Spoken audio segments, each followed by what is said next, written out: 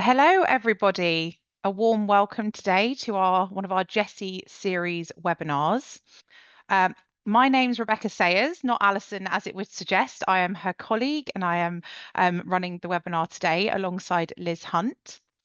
So our webinar today will focus on preparing for the topic phase for our GESE exam sessions. This webinar is designed for teachers and school staff who'll be running the GESE exam in the near future and who would benefit from some practical tips and ideas for preparing students for the topic task in groups as part of a communicative classroom. We're going to be giving some guidance on helping students choose their topics, and example activities for topic preparation will also be provided. Just a bit of housekeeping. The webinar will be recorded. If you have any questions, please do put them in the Q&A box, which will be at the bottom of your screens on the webinar. And we will have a little question and answer session at the end of the webinar. As I mentioned, I'm joined today by Liz. She is a Trinity TESOL teacher trainer, and she has been involved in Trinity exams for several years as an examiner for GESE and our ISE exams in Spain and Italy and CELT in the UK. She teaches on pre-sessional courses every summer and has been involved in the British Council education project work in Southeast Asia and Turkey over the years. So I will pass over to Liz. Okay, thank you very much, Rebecca. Nice to, well, I can't see you all, but I can see how many of you are here, and welcome. And I hope you'll be able to get some information from this. And as we said, please do put questions in the Q&A for after the presentation. Okay, so we are now starting with the outline, the outline. So basically it's a brief introduction to Trinity, what Trinity does if you haven't worked with us before, overview of the GESE tasks, choosing a topic. So as you know, there are 2 or 3 phases in the oral exam, but we're just looking at the topic phase, which is the first one. How to prepare ideas and resources for that, and what teacher support Trinity offers you, and then, as I said at the end, questions. Okay, so Trinity College has been involved in examining for many years, and it's a leading international exam board, publisher, and independent education provider. They've been providing assessments since 1877, so quite a while ago. I haven't been here that long. And we've got many candidates in more than 60 countries worldwide. And many times examiners like myself get sent out to examine students of various ages, quite often through schools in those countries. Now, the qualifications are recognized by governments, industry bodies, and universities. So it's recognized internationally, Trinity College. And they're specifically designed in stages to help the students progress. So each level builds on the previous level and adds some more in a cycle, which fits in with how we teach. So these are the various provisions that they provide for exams. So they started out, historically, Trinity started out with music and drama, and then they've got arts awards. And then on the yellow side, as you can see on the right, we've got the English language, which is GESE and ISE and CELT. Then we've got teaching English, Cert TESOL, preparatory TESOL, DIP TESOL, and teaching young learners. Those are for teacher training, which I also am involved in currently on the Cert TESOL, which also is internationally recognized. And then the CELT, which is the tests for the UK visa. So those are for people who are in the UK and need to get a certain level of English for their visa requirements. So it's mapped to the Common European Framework reference, which I'm sure some of you are familiar with. And this is where they fit. So GESE 1 is basically pre-A1, okay? And they're English speaking and listening exams on the bottom, the GESE, the general English. Then grade 2 is A1, etc. We'll be kind of looking today at samples from grade 4, which is A2, and grade 9, which is B2. And then the ISE, which is slightly higher level. It starts at a higher level at A2 and includes reading and writing as well. So it goes all the way from beginner, intermediate to advanced at grade 12. Okay, so we're looking at the progression and delivery. So this is the basic, what the exams involve. Okay, so this looks a bit complicated, but I'll talk you through the relevant parts. Okay, so there are 12 grades altogether, as we saw, from pre-A1 to C2. And we are looking at the speaking. So if you look at the bottom, it's all conversation, all right, for GESE. And in the conversation, we talk about 2 subjects and give ideas and opinion. And the topic discussion, which is the one we're focusing on today, is talking about a topic that the students choose themselves. Okay, and then as you go up the grades, then we have an interactive task where you ask questions about a situation, and that starts at grade 7. And then for 10, 11, and 12, we include giving a presentation which they have prepared beforehand. So that really takes it into a different level. As I said to you, we're going to sort of focus today on grade 4, grade 7, and just quickly have a mention of grade 12. So that's how it is mapped out there. Now,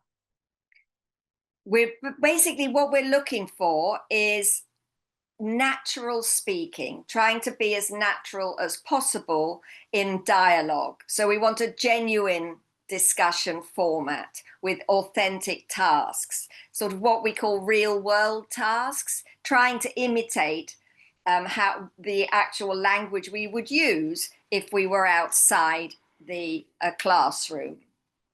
And they're very carefully audited, all these exams. And that's done by the Association of Language Testers in Europe, which is why they're internationally recognized and reliable. And because they're also easily mapped to the CEFR, they fit in with existing curricula that teachers are teaching within schools. So it's very easy to map it to the school year. And then, of course, they get a certificate at the end, which shows achievement if the learners pass. The examiners are trained. We go to trainings. Every year we do standardizations to make sure that we're all on the same level. There's a criteria, a set of very strict criteria that we mark from. And generally try to make the students feel relaxed when they come in, that as though they really are chatting. Of course, we can't do that perfectly, but we do our best to make them feel comfortable. And that's why also the topics are often based around what the students want to talk about themselves. What do they know about? And this phase that we're focusing on today, the topic phase, is exactly that. Student-centered. Students decide before they come in and prepare what they want to talk about.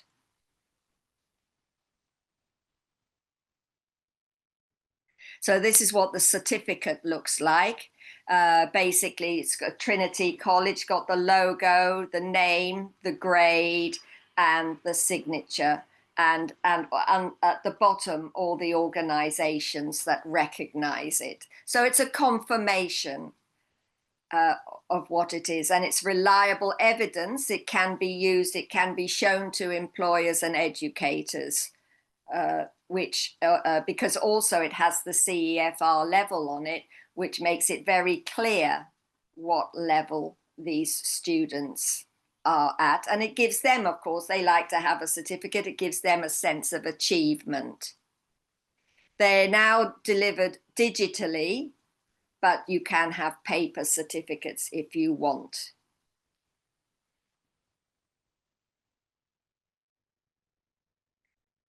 So how are the examinations given? They're given face to face, and then now, more recently, it's been offered as an online delivery as well. So exams can be delivered on site at a school, okay, and it's exactly the same Trinity content as if it was done in a Trinity center. That is why the standardization is global. So all the same results, the same criteria, the same certification, wherever you have this presented and done. So there are choices there. So this, as you can see, qualifications equip people with English speaking and listening skills they need for life in the 21st century. Okay, and as we said, they're available right from beginners, pre-A1, all the way up to grade 12. So it's C2 level, from beginner to advanced.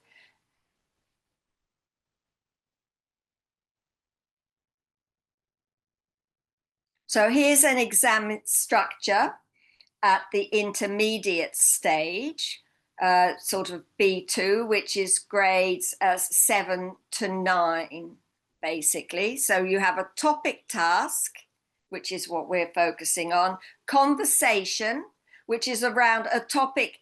There are several topics in the conversation, and the examiner would pick one, but they're all topics that the students will have practiced beforehand, and then an interactive task. But it's the topic task that we're looking at today.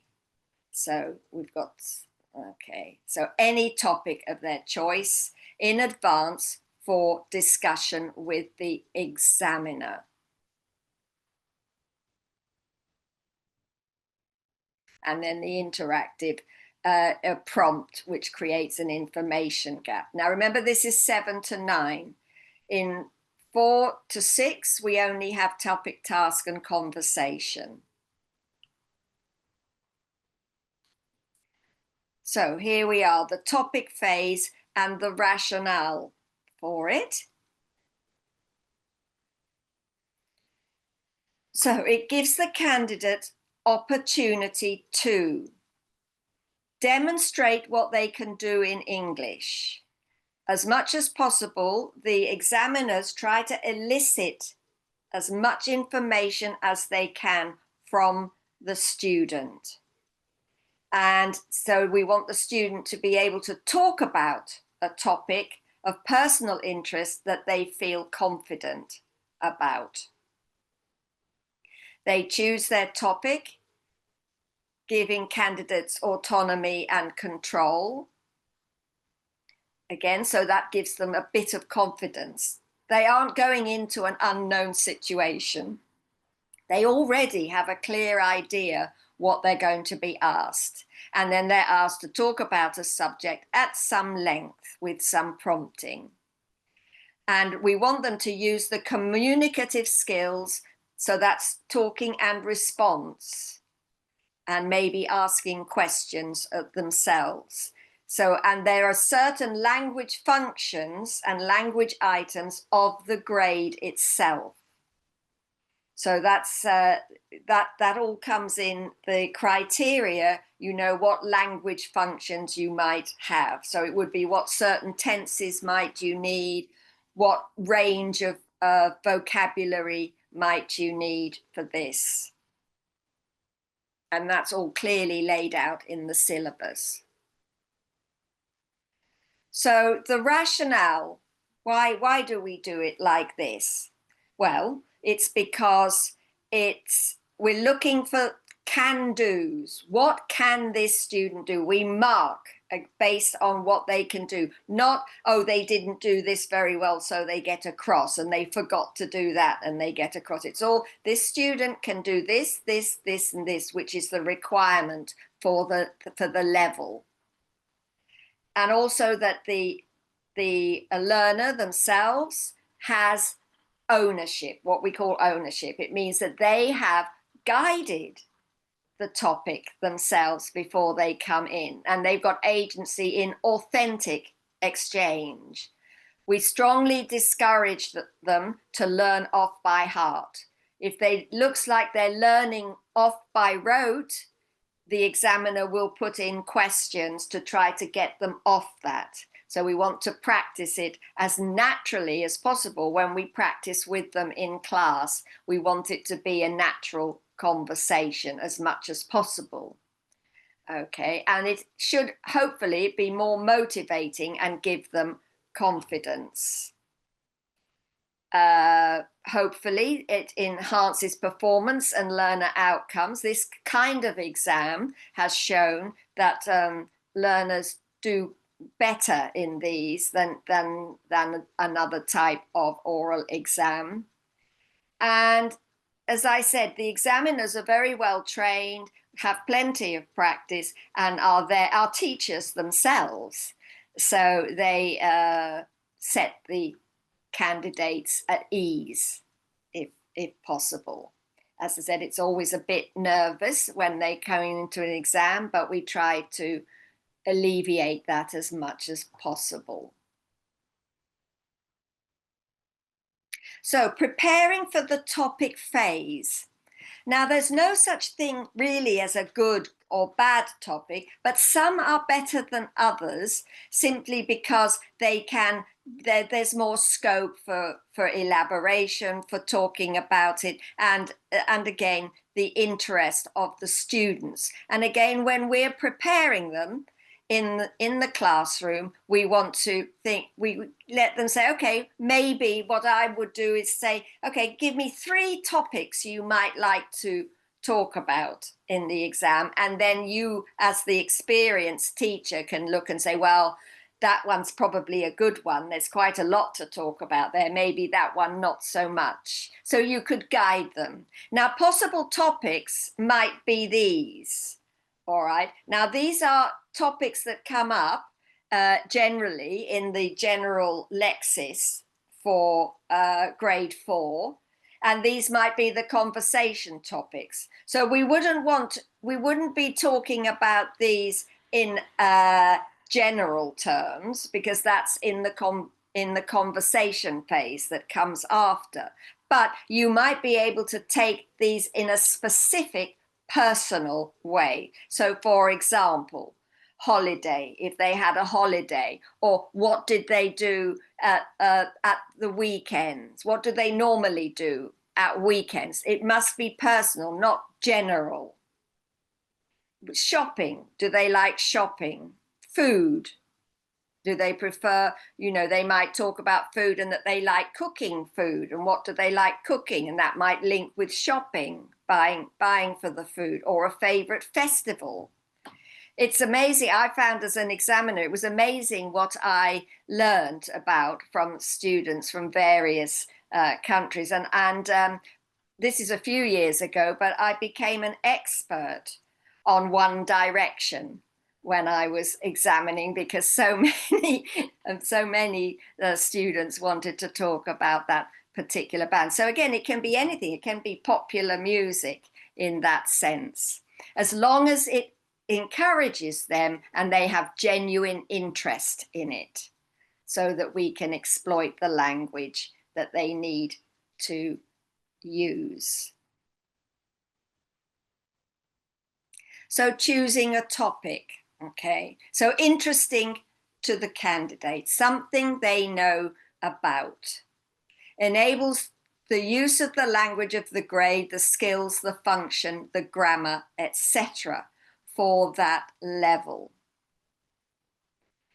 Not exactly the same as the conversation areas, but can be in the same topic area, but not exactly the same, must be personalized and highly personalized to be slightly different from their peers, so that we can see that it's not all doing the same thing, that they've got something more personal in it to talk about. So, preparing for the topic. So, suitable preparations for the time allowed, not too much or too little. Okay.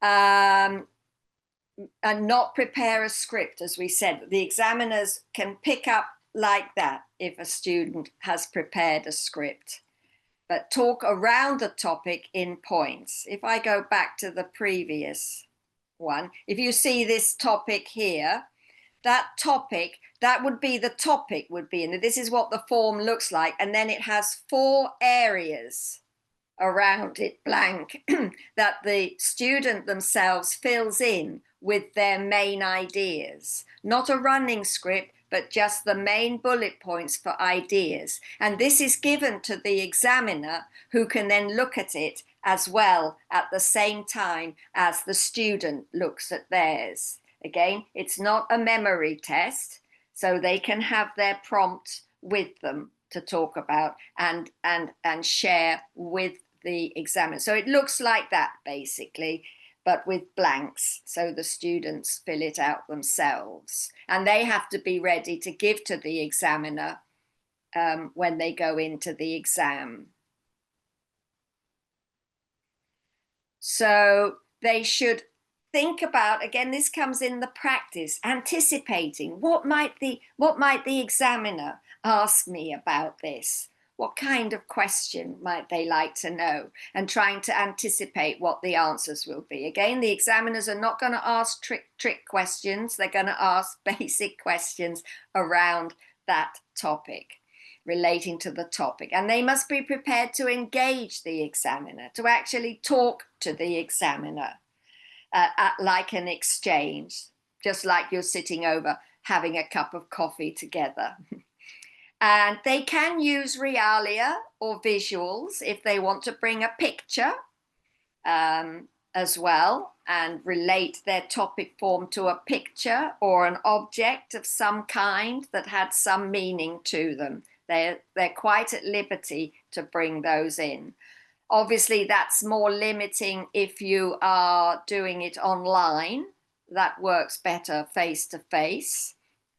And then they prepare a topic form with the 4 headings for 4 to 6. So basic points on brief notes, mind map or diagram for 7 to 9. So topic form laid out for 4 to 6, topic 4 main points they want to talk about. Then brief notes for 7 to 9. It could be a mind map or a diagram or just notes for 7 to 9. So not quite so prescriptive. And then 10 to 12 is a presentation.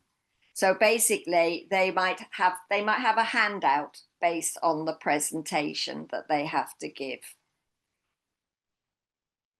So that's basically what we need there. So choosing a topic. Okay. So maybe, as I said before, start by doing a class brainstorm on possible topics. And then after you've got lots of ideas, students can choose their favorite topic. In one class, try to get as much variety as you can, but they don't all have to be different as long as their own personal experience related to it are different.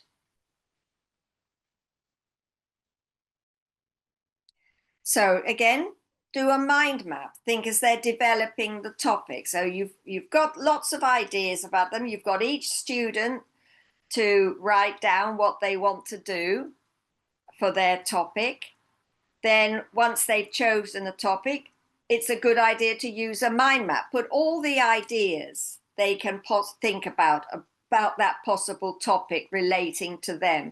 Think about as many ideas as possible.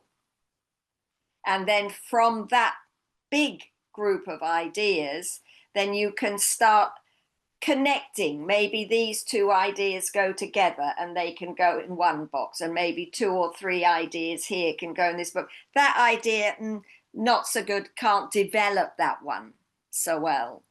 So again, getting them to do it as much as possible from their own ideas. And working together in some ways, because again, collaboratively, they can come up with more ideas and see how they fit with their own situation in that way.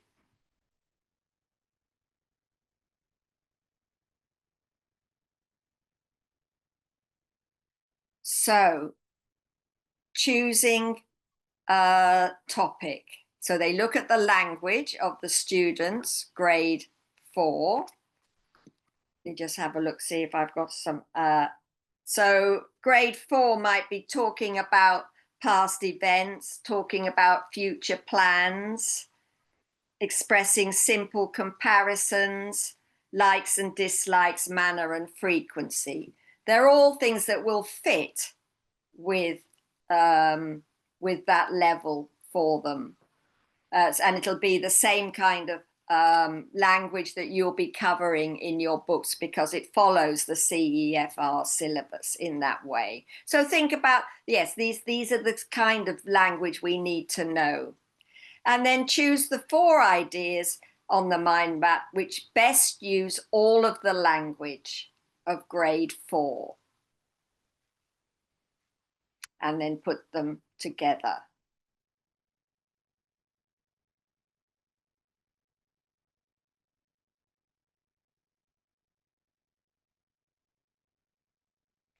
So this is what the topic form actually looks like. So before the exam, all candidates must complete a topic form. So in the center, put the main points to discuss about my topic, and then write the 4 ideas around the topic. And this is given to the examiner at the beginning of the exam. And then the candidate and the examiner discuss each point. Do remember that the examiner will not necessarily do them in order around. Then there's not a sequence in that sense. The examiner could start at the bottom one and then go across to a top one, etc. But they won't do anything that's not on the topic form. Okay, so they choose the sequence, not the candidate, because again, we want to keep away from a candidate not reciting the conversation in that way.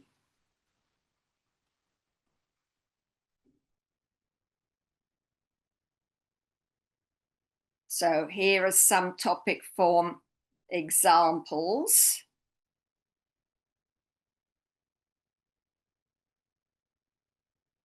So Title of the topic, My Holiday in France. Now, do we think that is a good topic, first of all? Is it going to cover those language points? So that you think, okay. And then the main points, okay. It all depends. I mean, this is a good topic.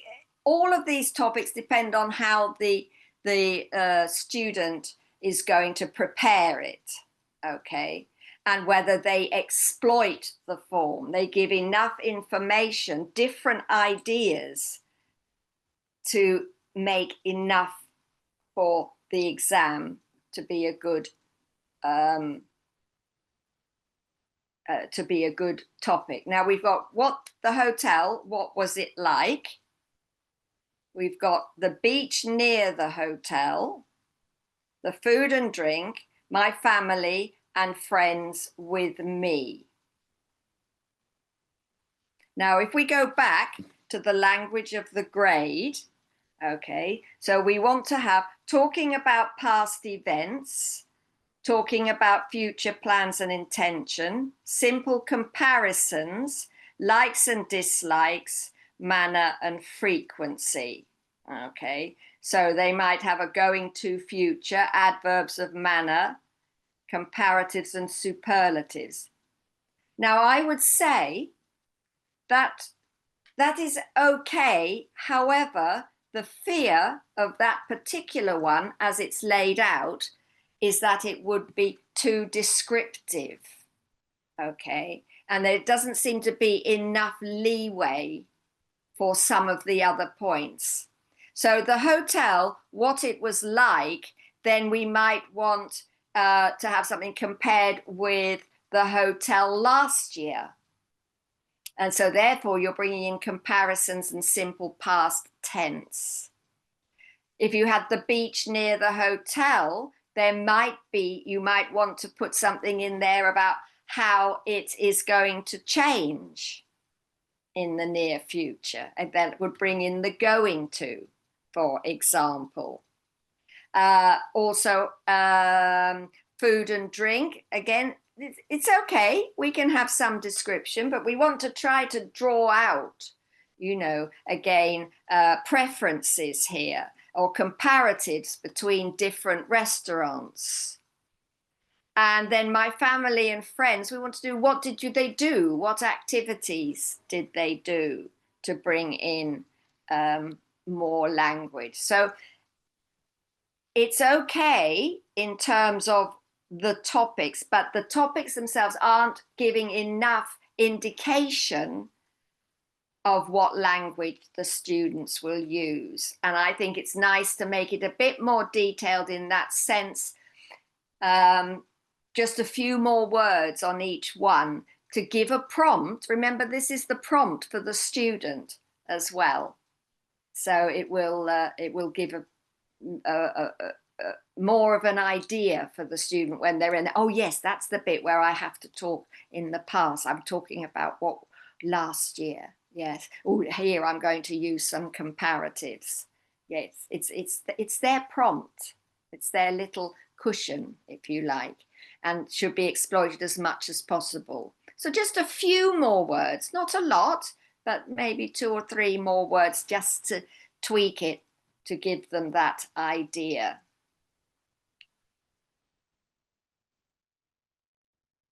Okay, so in the topic phase, we have to give information, okay, about the prepared topic in a series of limited long terms.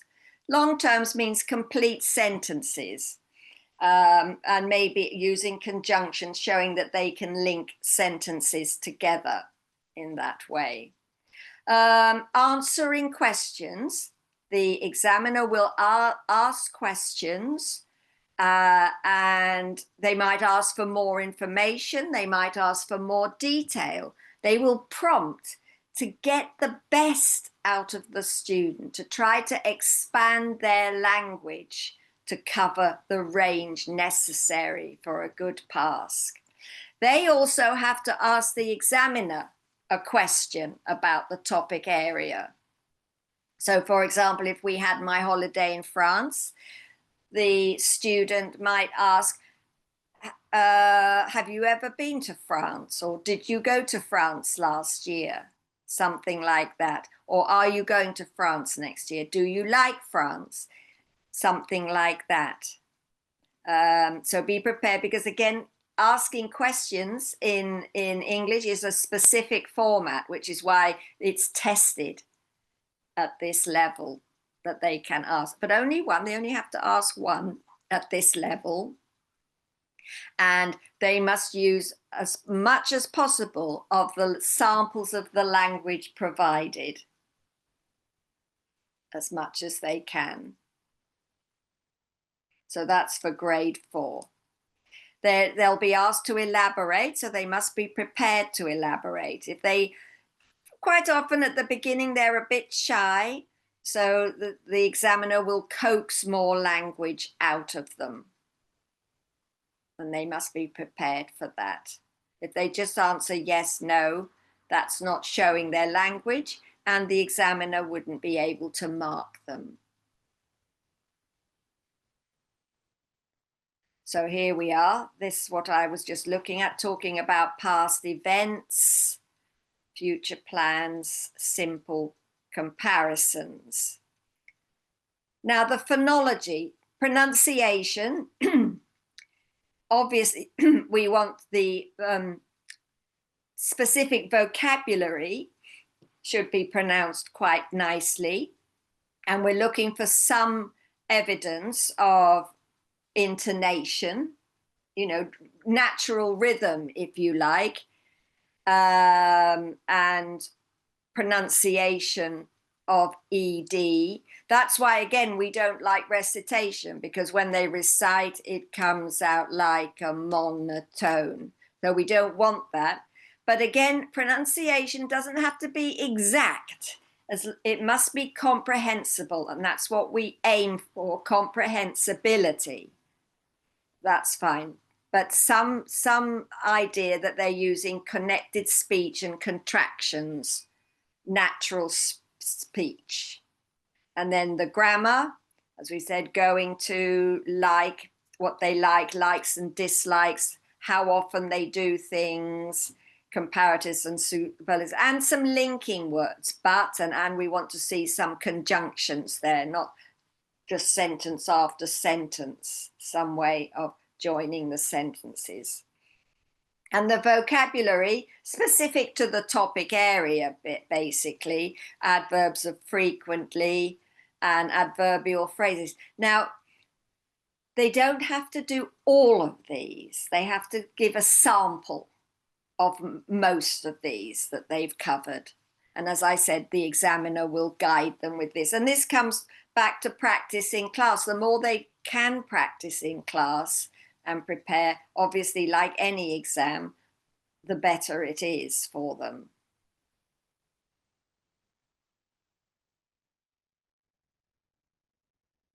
So this is an example, my holiday in France. Now you can see how we've got it. Again, it's only a few words, but the prompts are better. The hotel, better than a villa. The food and drink that they liked. My next holiday, activities we did on the beach, etc. And that then gives them the prompt for the language. So that's a nice example there of the language being exploited in grade 4. Right, now 7 to 9, we're going up a grade now, a few grades. Again, the same idea, brainstorm ideas as with the lower levels, make a mind map using the language of the grade, prepare some bullet points, recommended, but not compulsory, so basic notes. But they must include, again, elicit the language of the grade and include questions, more than one question for the examiner. Let me just go over the language for you. So, for example, for grade 7, the grammar goes up to second conditional, passives, used to, relative clauses, modals and phrases used to give advice, etc. It's making suggestions, okay? Describing past habits, etc. So those are the kind of language, again, clearly laid out for you in the exam preparation materials. And as I said, it should match with your syllabus too. So we want to show understanding of and engaging with the examiner. Okay, so we want to see response to the examiner, appropriate response, again, to whatever the examiner asks within the framework. Communicating facts, ideas, opinions, and attitudes. How did you feel about that? About a chosen, across a series of extended turns and responses. So a proper conversation, you know, so they have, this also tests their listening skills, that they're listening to what the examiner is saying. They need to maintain coherence and cohesion by organizing the discourse, you know, one thing going on to another. Again, that's why learning off by heart doesn't work in this either. And then also field interruptions by recapping and recovering. The examiner may deliberately slightly interrupt them about something. They might say something like, oh, going back to what you said just now, is that the same as what you're saying now? So they might, and this is again testing the listening, and that the student can pick up the response that they're giving. So again, they need to be able to express abstract ideas here. Again, as I said, feeling, how do they feel? Regrets, wishes and hopes. Assumptions, they may paraphrase and hypothesize. Remember, this is grade 9, so we've gone up quite a way here. And evaluating options, past actions, or course of events. So expanding quite a bit from 4 up to 9. Quite a big difference there in what is expected from the student, and the exam is slightly longer, few more minutes. Okay, so 10. Now 10 is a different idea altogether. It's presentation and discussion. So basically they have to prepare a presentation, choosing a subject they know well and enjoy, organize it.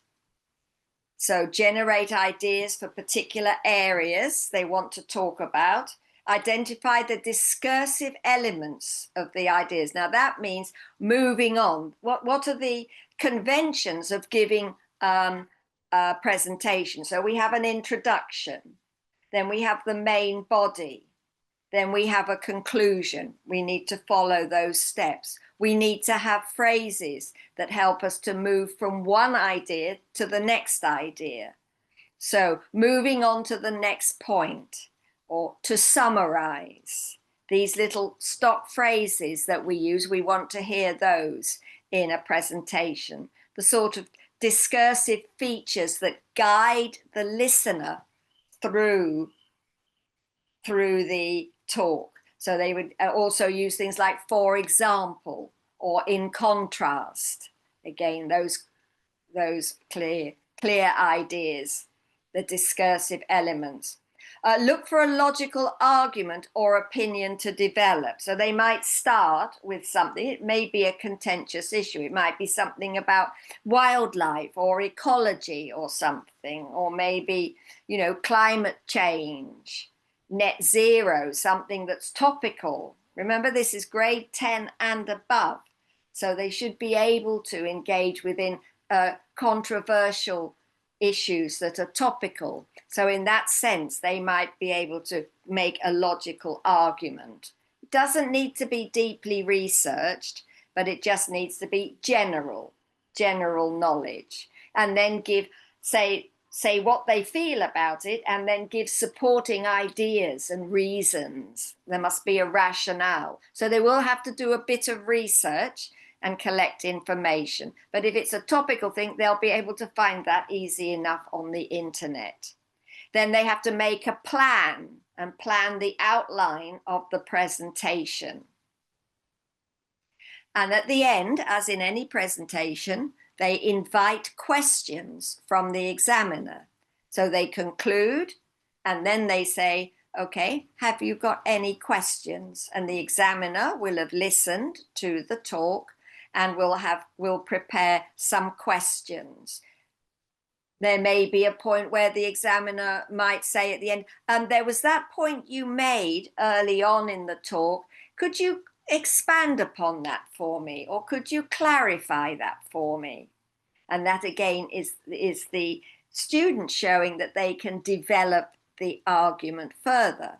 Or they might be asked to defend a point of view that they gave from the examiner. So thinking again about how they can share this information in a natural way within the language. Okay. So here we go. Opening. So what's the topic? You know, introductory overview. Basically, I'm going to talk about this, this, and this. Forward referencing. So moving forward, moving from one section to the next section. My next point is, or first, second, third, sequencing devices. Highlighting and exemplifying points. So again, this comes a little bit with discourse in that they might slow down a bit or emphasize or repeat something to show that it's an important point. Linking phrases and discourse connectors, as I mentioned before, we need to have those moving on to the next point, in contrast, however, etc. Backward referencing, looking at back. So going back to what I said earlier to elaborate upon that. Summarizing and concluding, making a conclusion, wrapping up what your findings say, and then an invitation to discuss or ask questions. So that's basically the outline of any kind of presentation. So teacher support. Okay, now there's a lot of that out there on the Trinity websites. So here are online resources from Trinity. Okay, so you can go into Trinity and then you can go into English language. You don't want drama or music, English language, and then GESE. It's quite clearly signposted through. And then levels and resources. So, and then you can see you've got the different grades and you can click on those and you will be able to find all kinds of resources there. So the full specifications of basically what I've summarized today, teacher guides, speaking activities to help you prepare for the exam. There's some videos that they can listen to, so they know and they're familiar with what they'll come in to be faced with, and the examiners won't move from that. That will be the model that examiners follow. Regulations, basic things about, I don't know, cancelling or dropping out, etc. Information on exam administration. How do you enter your students, etc. And then link to course books that may be helpful for you for the different levels.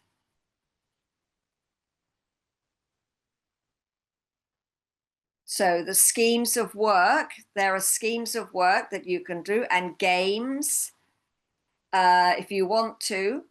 They're basically got 30 hours of teaching time if you wanted to follow them completely, or of course you can pick and choose. Can be used flexibly on short intensive courses or over a longer part-time course. They include all the details of the aims, assumptions, teacher notes as well, and timetabling. And lots and lots of individual activities, worksheets, and handouts for classroom use. So do have a look at the website to see for that. Then there are ongoing support. There are webinars like this one, and recordings and exam videos as well, which you can access. And there'll be links to those as well on the site.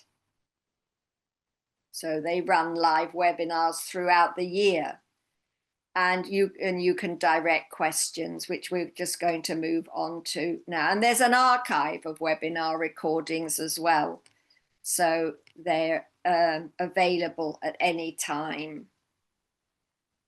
Now, one thing we're looking forward to is that GESE is evolving.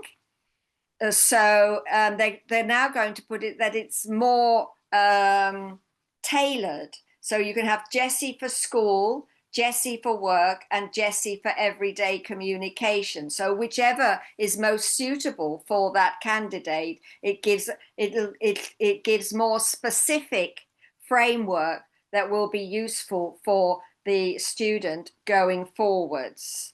So this gives them flexibility on the focus for them going what they're really doing once they've got the exam. And then grammatical structures are now suggested forms that rather than required items. So again, slight change there, and the focus is on how well candidates communicate using the language functions of the grade rather than demonstrating set grammatical forms. And the grammar items remain relevant as typical of what we might use, but not quite so prescriptive. They're freer to use alternative forms. This is not here yet.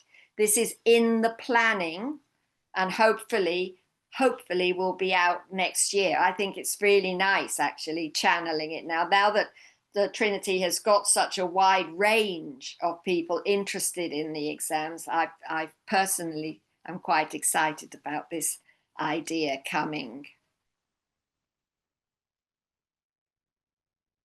Okay, now we've come for the Q&A.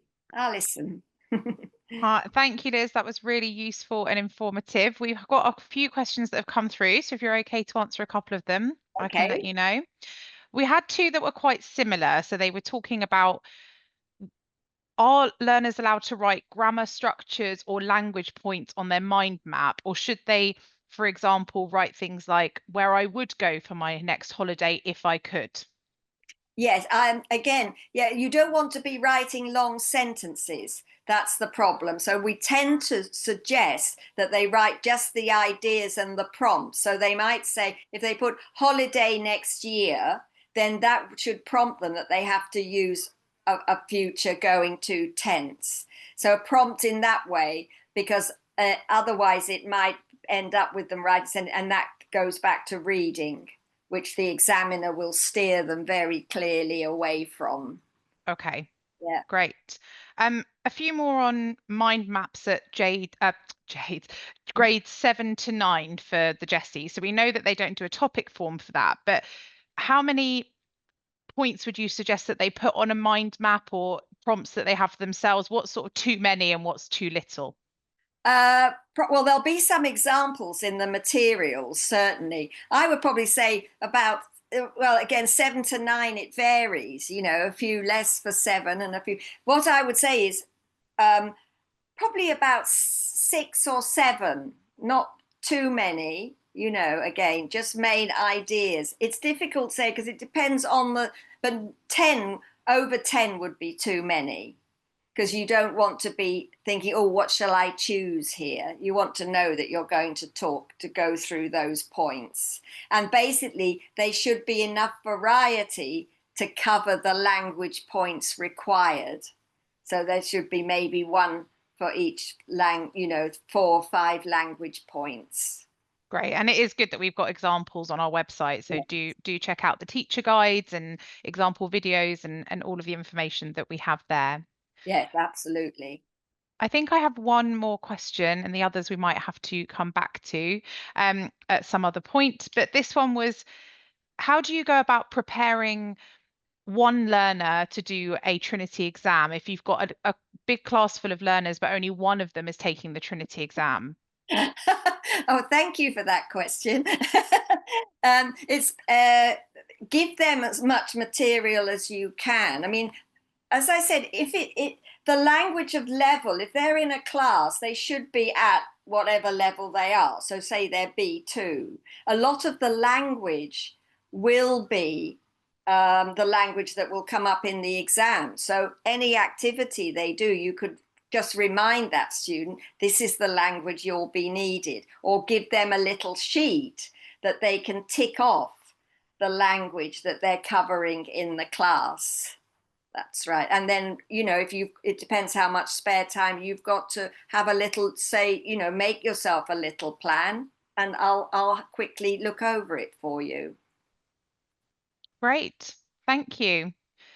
Thank you so much. I know we've got a few more questions coming through, but I'm not sure we'll have enough time. What I am doing is I'm putting the email address for our teams here in the UK and Ireland, but also other markets can feel free to get in touch with us. If you have any other additional questions, whether that be for academic support or exam administration questions, please do get in touch with us on that email address. Thank you so much, Liz. It's been Okay, really my good fun. pleasure. And I hope you've all had a great time. Speak to you soon. Okay, thank you. Bye. Bye.